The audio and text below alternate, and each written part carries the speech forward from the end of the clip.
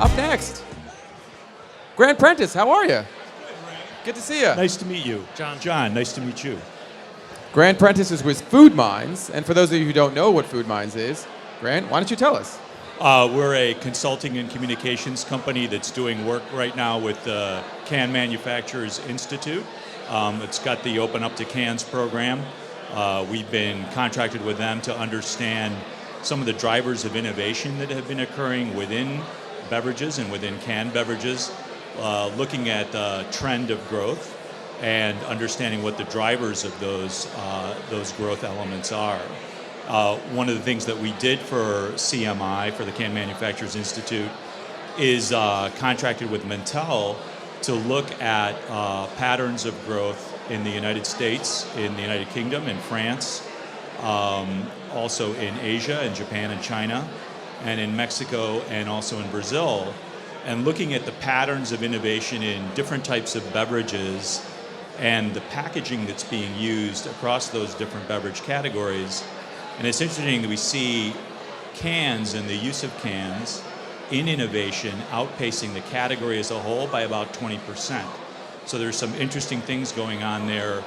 We think particularly with craft beverages, in that a lot of the new products that are driving that growth across those different countries, that faster pace of growth, are RTD teas, coffees, juices, are all there as part of that growth and contributing to that.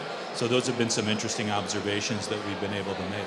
And the Open Up to Cans you're referring to, the logo back here at our sponsored by the Livestream Lounge. Exactly. Yes. And I think, our responsibility, we feel it's our responsibility to just make sure that some of these great people who are doing all these innovations with these very carefully crafted beverages, not just in beer, but in lemonade, in juices, in coffees and teas, where there's a more complex taste profile, more complex ingredients, where there's some sensitivity perhaps to those products as they sit on shelf, that they're taking cans into consideration as something that offers kind of the ultimate protection from light in terms of damage that can be done to beverages, and also oxygen and exposure to the atmosphere. Now you mentioned craft. You're looking at a lot of the craft type beverages that can go into cans. Where do you see that transition sort of already happening from glass or plastic into cans? I'm sorry, say that again, I lost So it. you mentioned that cans are becoming a premium option for craft beverages. Yes. Where do you see a lot of that transition happening, specifically in what beverage categories? I think one of the primary categories where we've seen that transition is in craft beer.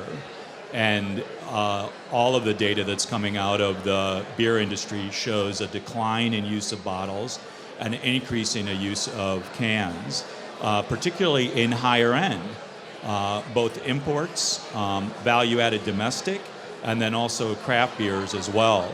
There's more of those brands are going into cans than into bottles currently.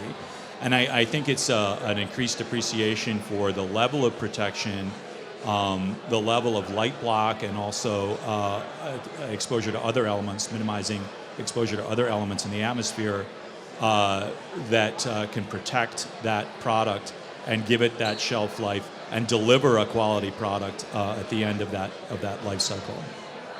Sorry, go ahead.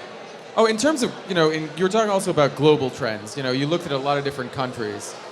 What is the single unifying factor about cans that is really appealing to a lot of people at this point?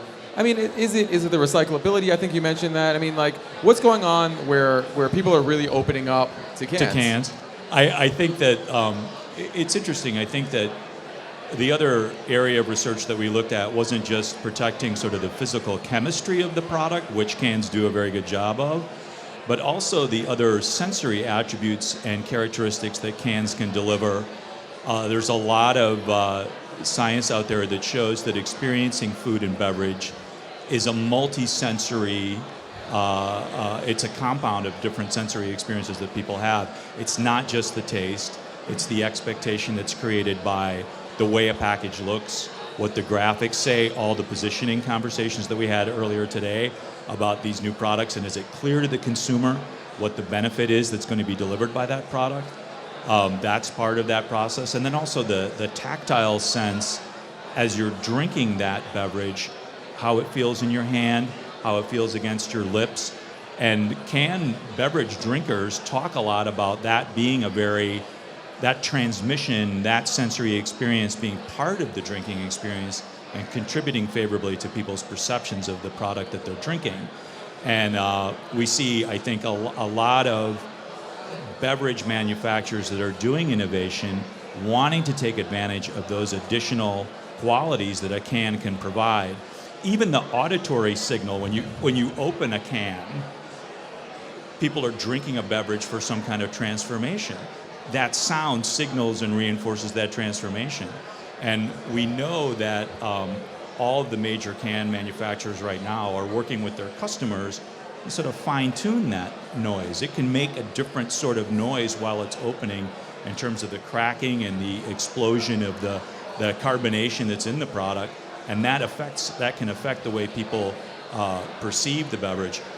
We know that Sam Adams, as they moved into cans, did a lot of work with the top of that can, right, looking at designing the opening to sort of enhance the drinking experience. So I think that's a big part of reinforcing and also building up the positive attributes and experiences that people can have with these craft beverages, where aroma is a big part of it as well as taste. Well, that's really interesting about the sound. It's almost like it's a sound that's telling you it's refreshing or it's something. But what are the cues that people are hearing?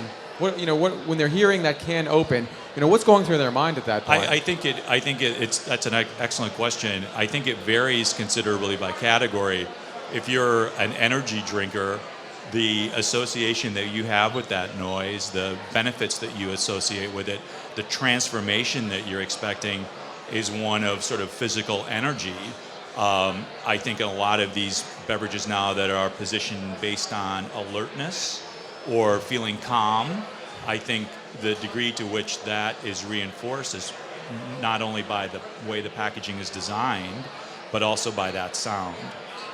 Now, one other thing that's been interesting is sort of the emergence of nitro in texturized beverages. We've seen that in cold brew coffee. La Colombe just came out with their draft latte in a can, and Todd Carmichael has talked extensively about texturized beverages as being the next great hurdle for consumers. Is that something you're seeing as well? Or, are suppliers starting to turn to texturized beverages and the can format as being that vehicle to get there? I think so. I think, again, that's a very carefully developed, carefully produced product. There are a number of different attributes that contribute to the sensory experience. It's not just the chemistry of the product, but almost the carbonation and the texture of that carbonation.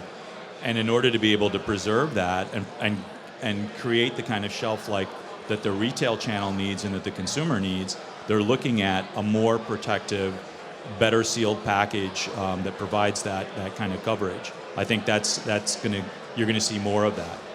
And another really big category that's been adopting cans as of late is in sparkling water. LaCroix has just been on fire. They are just growing like crazy. You also see, smaller brands like Spindrift getting a lot of traction with their sparkling water. What is it about that can package that's really appealing to consumers? Is it sort of segmenting or segueing away from soda? I think that obviously a big driver in that category is it's a value-added water experience, right? It's not just plain water in a PET container. There's something else there for the consumer. And I do think that the 360-degree branding that cans offer in that category helps create some differentiation. Again, I know in LaCroix, the taste expectation that people have is very artfully transmitted by their range of different packages. There's a brand thematic and a consistency across those different flavors. It's LaCroix, but there's an expectation, a specific expectation that's created by the 360-degree branding and design that's delivered on all of those packages. This has been some amazing stuff. I feel like I just learned, a year's worth about That's cans why in we're the here. last 10 minutes. Share the good news. That was really amazing. So, Grant, thanks so much for being with us. Really appreciate your time, and hope you're enjoying the rest of BevNET Live. I am. This is a fantastic experience. Thank you. Thanks so much for saying that. Really appreciate it. Good to see you. Okay. Thank you, John.